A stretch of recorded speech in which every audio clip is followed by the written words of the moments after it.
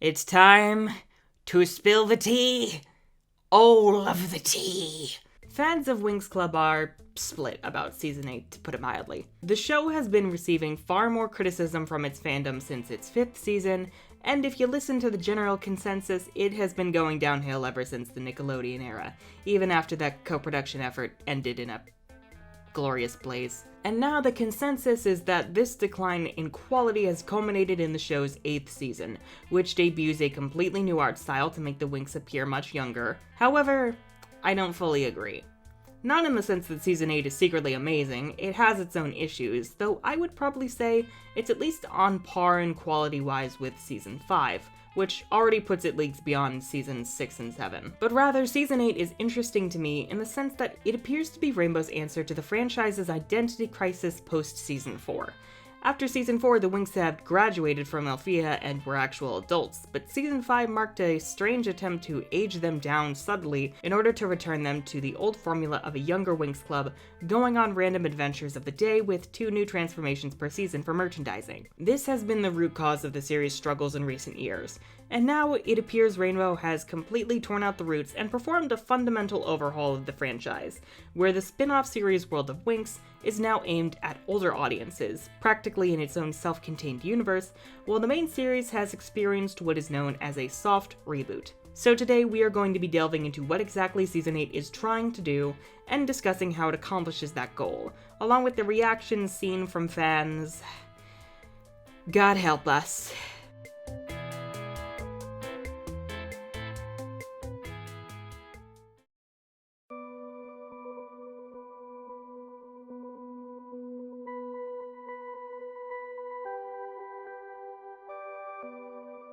When a series is rebooted, the slate is essentially wiped clean so that the show can start from scratch all over again, usually because the previous series is over, but the creators still want to do more with the IP, usually to keep making that sweet, sweet profit. A soft reboot, however, is not a complete do-over. When a series experiences a soft reboot, the pre-established canon still exists, though how much it's actually acknowledged and to what degree it may or may not be retconned varies from series to series. Rather, a soft reboot essentially entails a new beginning for a series without throwing out everything that came before it, usually resulting in a massive tone shift. Sequel series like Ben 10 Alien Force, for example, could kinda be considered soft reboots, given that even though the show remains in the same canon as the original Ben 10 series, Alien Force is essentially its own entity with older characters and a darker tone, and also much darker colors in general. Like, wow, this show really loves taking place at night. But as a sequel series, it is not technically a full-on soft reboot. Rather, it possesses elements of a soft reboot, if that makes sense. Does this make sense? I hope this is making sense. A full soft reboot, however,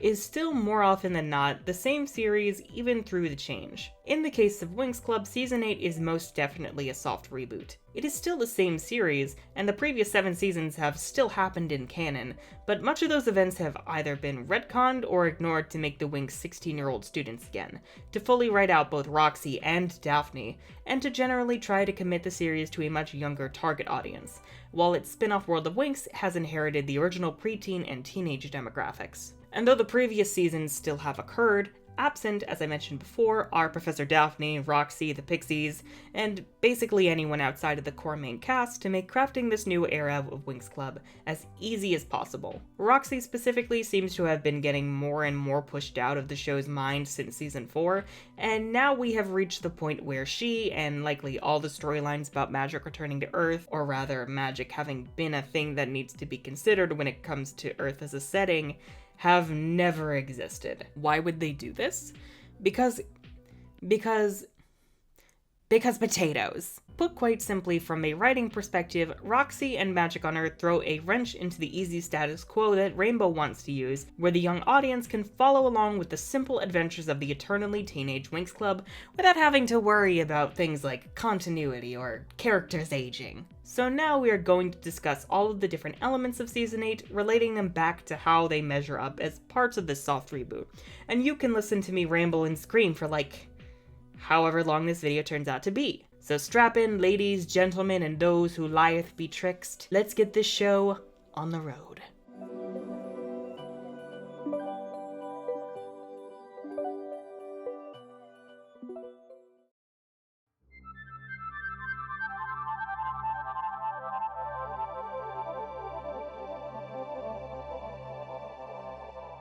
Might as well discuss the accordiphant in the room. This is the most contested and divisive aspect of the new season, and it's not hard to see why. The old art style of Winx Club was rather unique, striking an interesting hybrid between Japanese anime and Western animation, but now neither the main series nor World of Winx utilizes it. While World of Winx has adopted the fairy couture art style that beforehand was used largely for promotional stock art during seasons 5 through 7, the main series' new art style is designed to look more like similar Western magical girl contemporaries, such as Lollyrock, which actually, from what I have seen, has really fire 2D transformation sequences. Like, just look at this. Look at this! This puts Sailor Moon Crystal Seasons 1 and 2 to shame, Jesus. The art style has grown on me, but I do agree with most that it does not hold a candle to the old art style. Still, the whole purpose of this change is not to improve the look of the show, though admittedly it does seem to be much more tailored to Flash animation, but to reinforce the show's target audience skewing much younger. One look at the Winx now and you go, oh god, they really are 16 again. Probably the best part of this new art style has to be the environments, most definitely the redesigned Delphia, along with the town, forest, and castle of Lumenia, and other new environments such as Peripla and Iridia. And the worst aspect is it's the specialists. Honestly, this is indefensible. Somehow the specialists have become even thinner than the Winx themselves and look even younger. And I kinda gotta admit, that is on its own merits impressive. And I am also not a fan of the differently colored uniforms because they just do not jive well with each other. They look like a bunch of rail-thin mannequins dressed like M&Ms. But overall, the art style is acceptable.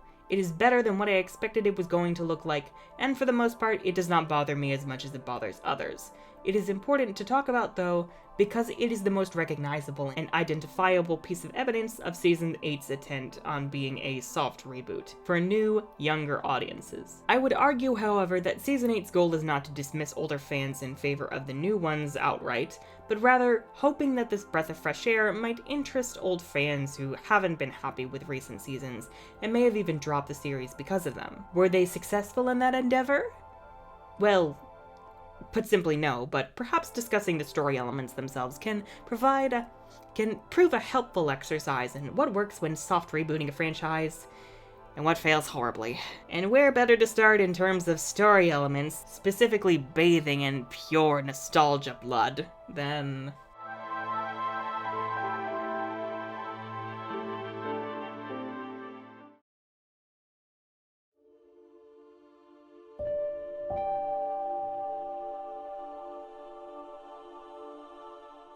Valtor has long been considered the best villain of the Winx Club franchise. He is intimidating, charming, and also he was voiced by Josh Keaton in the Nick dub. I'm taking back what is rightfully mine.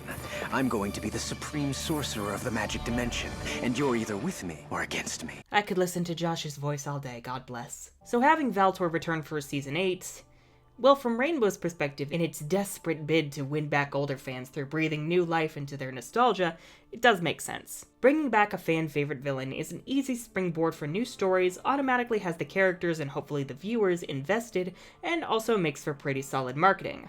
But on the other hand, ooh, it is cheap. Valtor looks fine in the new art style, and I dig the new lair he's got, but for the most part, he's honestly not as imposing or interesting as he used to be. During the events of Season 3, Valtor would often build his armies of followers, while also scheming behind the curtain to gather more power.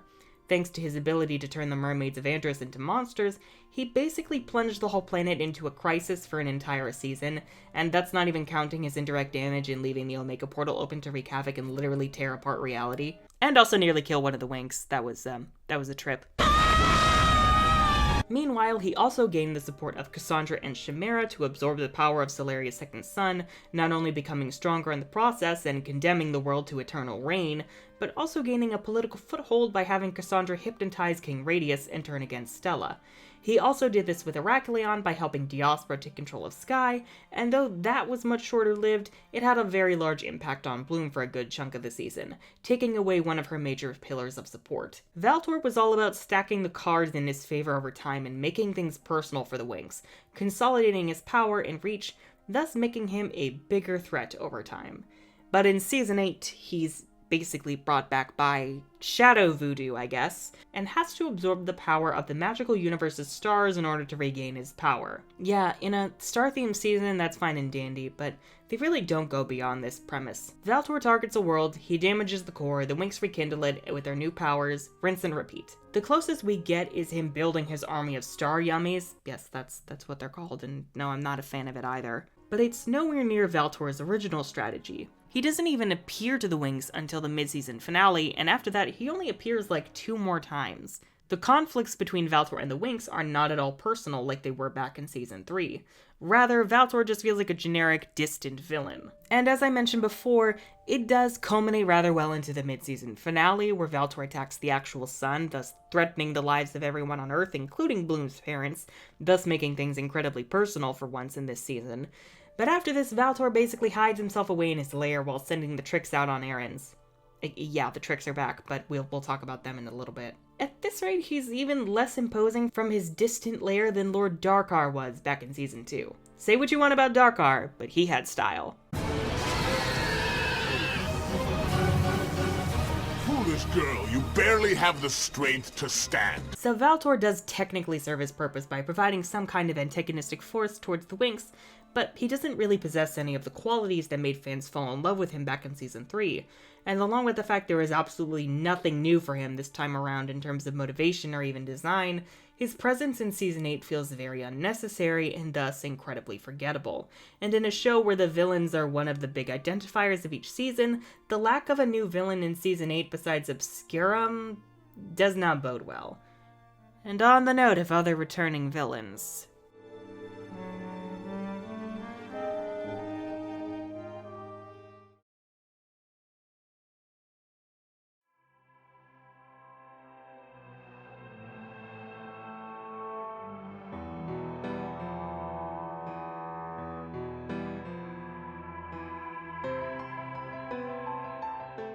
so the Tricks are back, again, for like the upteenth time, and they're back in their old iconic outfits, which, yeah, it's fine, it's classic, but like, no explanation as to what happened to their cool Dark Witch outfits from Season 6 and 7.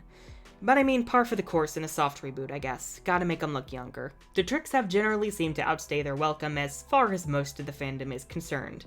Their return after their long absence in the 4th season was received warmly, as there was a certain dynamic that was gonna be interesting to see, with the Tricks repeating their mistakes over and over as the Winx grew both in terms of power and as people after restoring magic to Earth. But nope, all that gets thrown out the window. Instead, we've got Tracy.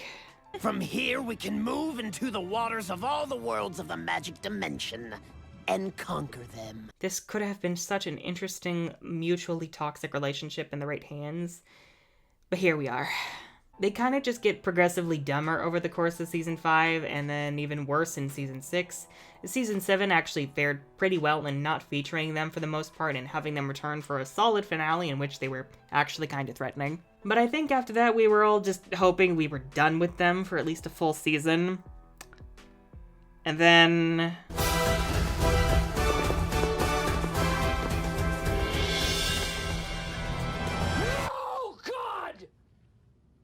No! God, please, no! No! No! No! We'll talk about the dumb Prime Star pop capsule MacGuffins later, but keeping in mind the lighter tone of Season 8, along with the fact most of the characters are presumed to have been hit by Spinel's Rejuvenator, it's actually fun to see the Tricks having more personality this time around. They're not threatening at all, like, not in any regard are they threatening, but at least they've got a cool musical theme.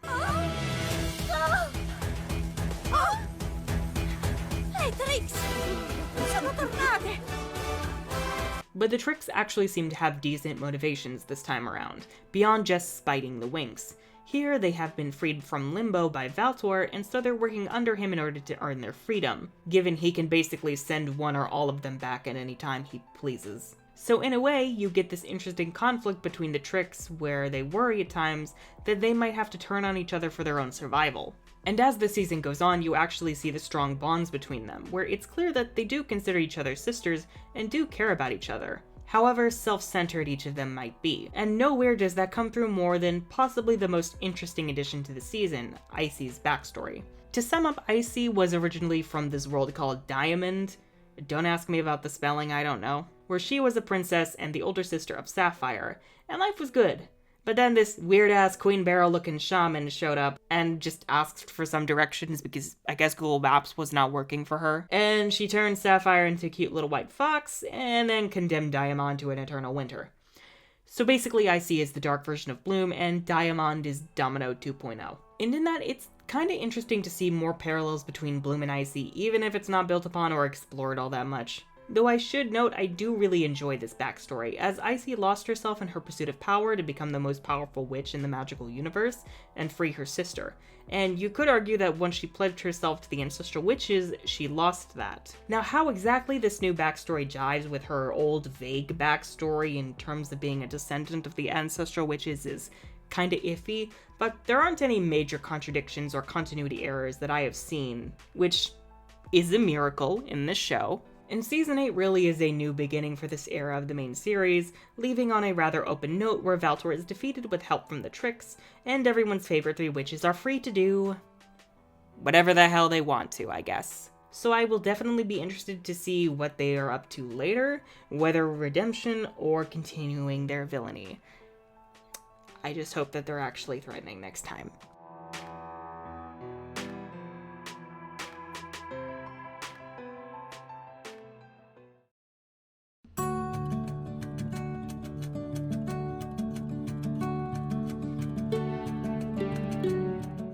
Like any other season, Season 8 introduces some new characters, but most of them are kept primarily to the first half. As usual, any kind of sidekicks or animals like the pixies, fairy pets, selkies, and fairy animals, they gone. Almost like they never existed, which is normal for Winx Club, so fans should not be surprised there. Instead, now we have the Lumens, even though the proper plural form of lumen is Lumina, but whatever, that's a nitpick, it's fine, I guess, even though it haunts my nightmares to this day. Little beings made of light that live in the stars of the magical universe. And also the sun too. And they all have different colors and cute varying designs depending on where they live, which I do appreciate. The primary Lumen chillin' with the Winx as their guide is Twinkly, and though she's not the most interesting character that has ever walked the face of the earth, she's pretty adorable for the most part, and they actually kinda give her low-key PTSD in the first episode after she narrowly escapes the villains, which... Lit? Is that a pun? I don't know. But again, Twinkly is not present for most of the second half, so it's like, why is she here to begin with? Then we have Queen Dorana, her majesty of the most basic of shapes. Yeah, her design is, to put it nicely, she looks like she was designed by an elementary schooler and then propped up on the fridge by the kid's parents, pretending that it was a masterpiece. So from henceforth, we shall refer to Dorana as basic-ass McFridge Queen. So Fridge Queen is actually the one who gives the Winx their Cosmix powers, and like Twinkly, she's alright for the most part. The most interesting part of her character comes along with the much more interesting minor villain Obscurum, who is actually her younger brother Argan, who, jealous of his sister's power and status, revived Valtor and was transformed into Obscurum. Granted, Dorana didn't mention Argan till like halfway through the first half. When Valtor showed up, my brother Argan suddenly disappeared. Did you know that?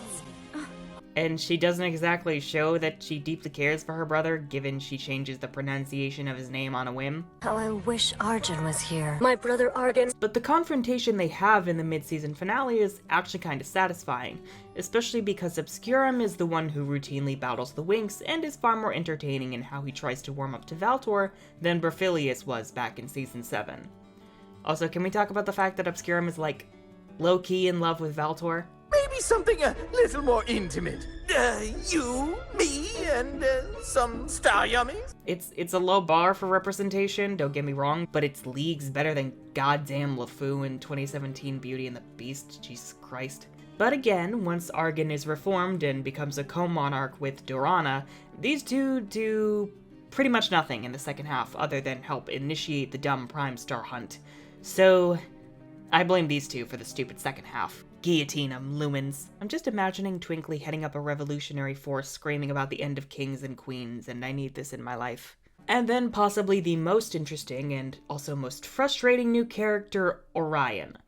Orion was marketed as this mysterious rogue who Rainbow teased might have been friend or foe. He starts off as a ruby thief trying to revitalize his homeworld Promethea's star called Iridia, and when the Winx fail to rekindle the core, he winds up nearly killing them as he pledges himself to Valtor. But then he realizes, oh, maybe I shouldn't have trusted this intergalactic war criminal, and helps the Winx in making artificial cores to save the stars too damaged by Valtor to simply rekindle.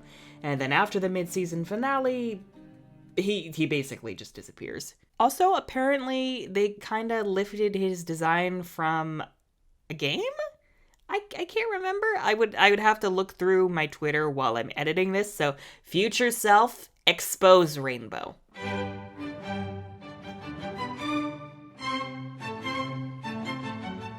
So suffice to say, Season 8 is a mixed bag when it comes to its new additions to the principal cast. For the most part, they are forgettable, or they are interesting only to frustrate you with their shortcomings. Which is basically this entire series after Season 4, so it should not be surprising.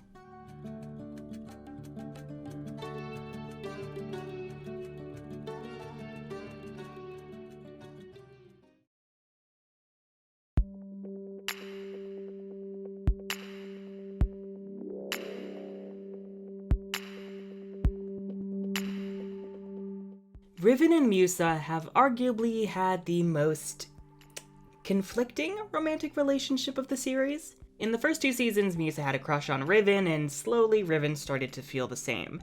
And by Season 3, they'd actually gotten together. Back in those days, Riven was the bad boy archetype who eventually got his shit together, and though he was still kind of a jerk, it was clear he was trying to do better. Though there wasn't much in terms of chemistry for Musa and Riven's relationship in Season 3, and at one point Musa even contemplated breaking up with him, especially after their arguments over whether Bloom confronting Sky after the Heraklion anniversary disaster was a good idea, and especially while they were all learning to ride their hoverbikes to, well, save the Solarian monarchy from Valtor's lackeys. That was a wild ride in and of itself, but one thing at a time, please. But Riven managed to make things up to Musa by showing that he did care about her, namely that, well, he was willing to fight another guy he thought was going to hurt Musa. No evidence for this, and he was kind of spurred into action by thinking Musa and Ophir, making out, but Flora just likes to stir drama sometimes. That's just who she is. Then Season 4 rolls around, and while Musa and Riven start off pretty well, things go south very quickly once they get to Earth. One of Season 4's more annoying aspects in the first half was the forced petty romantic squabbles, specifically with the Specialist not trusting the Winx and thinking they might be flirting with or cheating on them with Andy and his friends, which, who thought this was a good idea to include? But for Riven specifically, the conflict continues as Musa dabbles in a potential music career with the help of Jason Queen, and for some reason Riven decides to be a hypercritical, obnoxious asshole to Musa, and Musa winds up getting romantic feelings for Jason because, quite frankly, Riven was behaving so badly to where any guy who was remotely nice to her seemed infinitely more appealing, which is yikes. So it was definitely nice to see Riven realize he was a dick, and mostly thanks to Helia and especially Naboo. God, I love their friendship so much and now I'm sad. And actively work towards making things up to Musa and accepting that Musa might be past the point of taking him back. But this is Winx Club, so of course they get back together, and they actually were pretty cute for most of Season 5. Well, minus more forced drama. The Season 5 drama is weird mostly because it's Musa assuming Riven is flirting with this random blonde girl who plays the guitar, and then at one point Musa even assumes Riven just rushed out after an emotionally vulnerable conversation to flirt with her again, with Flora even going, "That dog! Do not fuck with Flora's friends, she will end you." But then turns out, nope, Musa just didn't trust Riven enough, because Riven was actually working on a song specifically for Musa. And high-key, it's one of the best bops of Season 5, and that is saying something. But all you have to do is say my name, it melts away, so let's stay 1-to-1, it's the sweetest music. It is weird because how does Musa know the lyrics to sing along? But then you could argue she's the fairy of music, and she even says in the movie that I can hear all the music in the world, even the secret song in each person's heart, and I can sing it. But then you start wondering why she didn't know about Riven's song to begin with in that case, but then you realize it's probably just because she wouldn't have bothered thinking of listening to Riven's heart with how untrusting she was. And then, ooh, it gets way more problematic, especially with how it just gets brushed off after this song. But then the problematic shit returns with Riven ignoring Musa Musa for most of Season 6 as he trains harder, not for any particular reason, just cuz. Not to protect Musa, not to become a better, stronger person, just because guys, am I right? And then this culminates with Musa losing her voice for a bit, and Riven blames himself for not being able to protect her and for ignoring her for so long. And so once Musa gets her voice back, Riven just decides to leave to focus on himself for a while. And it is clear now that we're not meant to be together. But you will always be a hero to me. You always got me, Musa. Deep down, I know that this is the right thing for both of us. And honestly, I love this. It's the healthy decision after tons of drama and misunderstandings gone wrong. So seeing Musa on her own during Season 7 and learn to accept what's happened and be comfortable in her being single, well, minus that one weird fling she had with Orlando while time traveling, but they were pretty cute. But it was clear Musa had fully moved on. But then Riven is back in Season 8 because nostalgia, and... Riven? What are you doing here? Huh? Yeah, Musa's not happy about this. And neither are the Winx, which is weird, because they were all pretty clear that they still loved and cared about Riven as family, and they were more than willing to welcome him back whenever he was ready. Good luck, Riven. We're here for you. And we always will be. So now he's ready, and the Winx want him dead. That's wonderful. Musa, along with the rest of the Winx, are just so out of character during these events, trying to keep pushing Riven away, and the reasoning is that Musa is angry that Riven didn't contact her while he was gone, or announce to her that he was back before the specialists reintroduced him. That is ridiculously petty, especially considering the fact that they made it clear they probably weren't going to hear from each other for a long time. But of course, Riven and Musa eventually get back together, and they're fine, and Riven's actually fully cleaned up his act, so good for him, I'm proud of my boy. But Musa's initial antagonism, rather than her confusion on what to do and how she feels about Riven, that I hate. I very much hate that. So again, something that could have been interesting to explore for both Musa and Riven's characters is just pointless drama that gets solved with little to no effort. Oh, and it even makes Flora and Helia fight. Joy.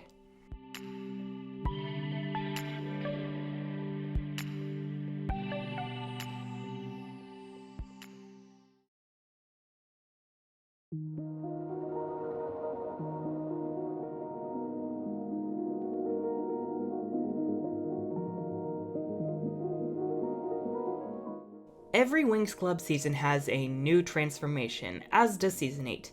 They're easy for marketing purposes, always pique viewers' interest in what new shit is about to be unveiled, and also help boost merchandising sales, so woot woot, we get to pad the company's bottom line this quarter. But previous seasons took that to its extreme with 2 new transformations per season. For Season 5, it was Harmonix and Sirenix, for 6, Bloomix and Mythix, and for 7, Butterflix and Tynix. There was also Dreamix and Onirix in World of Winx, but that's its own canon, so let's not make things more complicated than they already are. And for the most part, as I covered in my video ranking each of the series' main transformations, go watch it please if you haven't already. Enchantix still reigns supreme as the fan favorite, and Sirenix was pretty great too. And since Season 4, the transformations have been specifically tailored to specialized uses, whether it be for fighting underwater or befriending animals or doing backflips. But Season 8's main thing is having one main new transformation, while also reintroducing older, slightly redesigned transformations for nostalgia's sake. And this has also a mixed reception. But let's just start with the new form, Cosmix.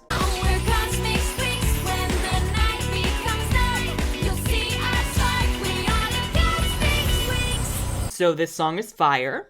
It's fire, I love this. And all around, Cosmix is a good transformation that is solid in all aspects. Song is great, sequences are simple and fun to watch, designs range from okay to great. I'm still bitter about the identical wings though. There aren't as many spells, but the presentation of the magical attacks is great. All around, Cosmix is very much solid and serves its purpose well. But then you get the older forms, which usually appear for 2 episodes at a time. Butterflix is present given, it was the previous form, even though they should have been using Bloomix because Butterflix was specifically for animals and Bloomix is definitely stronger because power of the dragon flame, but whatever, it's fine. And Butterflix is alright. Weirdly, Cosmix is earned very early on, but thank the Lord the Butterflix dance is gone, replaced by this cool obligatory group pose. The other two returning forms are Sirenix, which actually has a variant we'll talk about in a little bit, and Enchantix. Sirenix is used for a mission to Andros so the Winx can go underwater to reach Gorgle, this weird starfish which has its own star. Okay. But Sirenix got a major redesign where the outfits for each Winx are far more individualized, and I absolutely love this look. Crystal Sirenix, meanwhile, is basically Sirenix for super cold, dark underwater regions. No, there's not actually a reason why it needs all of the fur and the long trails, especially because in terms of practicality that would actually impede underwater movement, but like, it's magic, who cares? The point is that the Crystal Sirenix designs likewise are really pretty to look at, especially with the crystal crowns and the trails, which echo back to Lovix and Harmonix. Enchantix, though, that is the one that has seen the most division, ironically. Because the old designs were so revealing, Enchantix's redesign is far more radical to be more modest, and also to include more pinks for some reason. For the most part, I don't mind the redesigns, and I actually really love what they did for Tecna and Musa's designs specifically, but I understand why the rest have left everyone feeling split. And the sequences are... well, Winx Club Dissected did a video exposing why it's so familiar and lackluster, so I recommend checking that out real quick. But the reason Enchantix is back is, why? The only reason that it's used again is for its ability to let the Winx miniaturize. But that's to help them shrink to the size of flies, not microbes. You see, the Winx have to find this compass in this box, but to get inside the box, they need to essentially shrink to enter its mini-world, which Tinix would be able to help with, but I guess they don't have that without the fairy animals. But Enchantix is not for entering mini-worlds, though. Those are practically their own dimensions. So having Enchantix serve Tinix's purpose is weird, but I guess I'll accept it. Still bitter there's no fairy dust. Very bitter.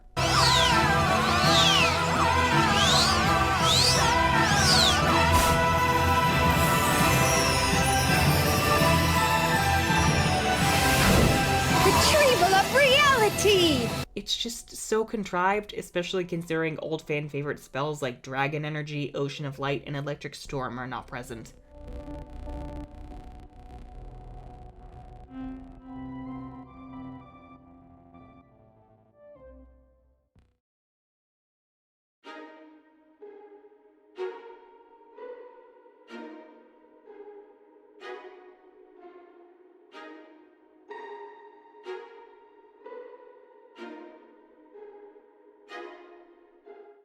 So, first half of the season was not spectacular, but it was fine for the most part, and the mid-season finale was genuinely great, with high stakes and pretty solid action.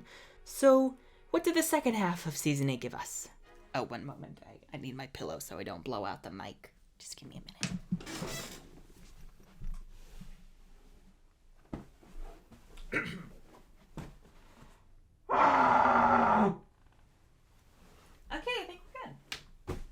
Is it clear I'm not a fan? So the tricks are brought back and Valtor is like, yo bitches, give me that wishing star so I can become all powerful. And they're like, "Kay." Cause he can't get it himself cause, I don't know, something about repurposing the word sparks about being the source of fairy and witch magic, which who even knows at this point? But then the tricks kinda fuck it up and then, oh no, it's been split into 7 parts and also a compass, so now we gotta go get the compass and the 7 prime stars, which look like pop capsules, some of which are on the Winx homeworlds, and thanks, I hate it. Now I will relent that there are some cute escapades and adventures attached to each Prime Star, and they're not all on the homeworlds of the Winx, but more often than not, there's no real thematic connections between the Prime Stars and the individual Winx or tricks.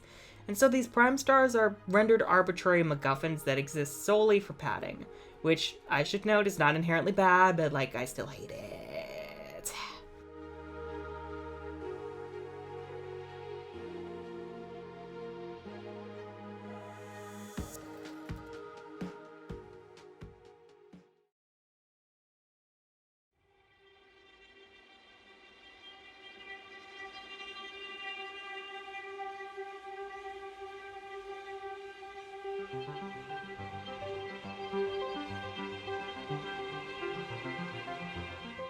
In its attempt to act as a soft reboot for the series, unfortunately Winx Club Season 8, despite some of its improvements, has been met with much criticism and even outright hate from the fandom, fed up with the series' growing changes over the years. And from what I've seen and heard, it does not seem the series has had much luck in picking up a new younger audience, so this strategy might not be fully panning out either. For what it's worth, Season 8 was a massive breath of fresh air in some aspects after Season 6 and 7. At least now, Winx Club has a clear idea of what it wants to be. The question is whether or not they will keep to that vision or try something else with Season 9 if there is one. But Eugenio Straffi has said he has many ideas for future seasons, so I wouldn't count the franchise out just yet. Anyways, if you enjoyed today's video, then be sure not only to check out my other videos, including my 4-part documentary on the series and the franchise, and my ongoing series about each of its different English dubs, but also to subscribe and ring that bell for notifications because YouTube hates creators. And also, if you are able to, please consider pledging your support over on Patreon and or checking out the first chapter and synopsis of my work in progress novel that is killing me inside in the description below. I'm the Unicorn of War, I'm dying, and this has been a shit show.